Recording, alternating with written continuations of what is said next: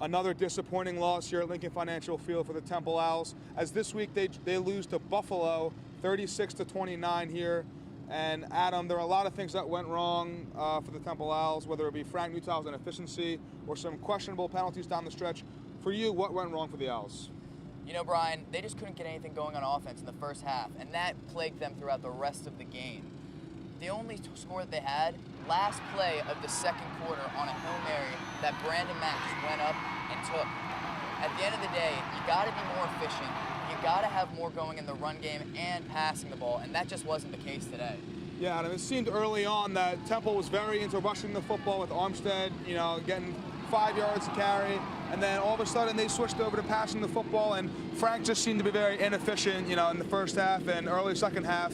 And talking about the run game for Buffalo, their running back had quite a day. Over 25 carries, over 130 yards.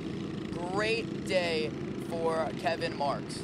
Awesome running back, really tore up the Temple defense. They had no answer for him today, Brian. And we saw a lot of different packages out of the Temple offensive backfield, including Anthony Russo and Todd Centeio shuffling in at quarterback at random times during the game. What did you make of that?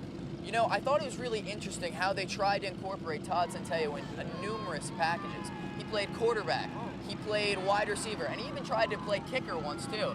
And unfortunately, he didn't have a great day in terms of production-wise, but it's clear that Coach Collins wants to use Centeio and Russo going forward. Now, despite the loss here for Temple, there were a lot of bright spots here on the field.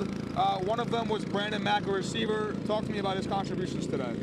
2 touchdowns, 1 blocked punt. The blocked punt ended up being a score that kind of rejuvenated the team and kind of got them over the edge in terms of getting back into the game. So Brandon Mack, huge contributor, arguably the most important player today.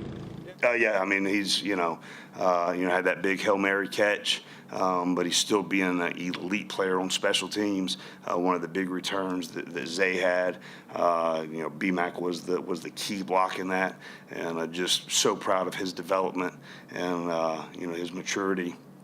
And he's playing at a really high level, and he'll continue to do that. Yeah, and bringing up that blocked punt, on the 2-point conversion following that, it looked like Temple ran their own sort of Philly special in a way. Ventel Bryant tossing the ball to Kenny Yeboah. I'm not sure if that was drawn up that way, but it certainly looked, from the stands like it was their own sort of Philly special. Next up for the Owls, they'll head down to Maryland to take on the Terrapins next Saturday at 12 p.m.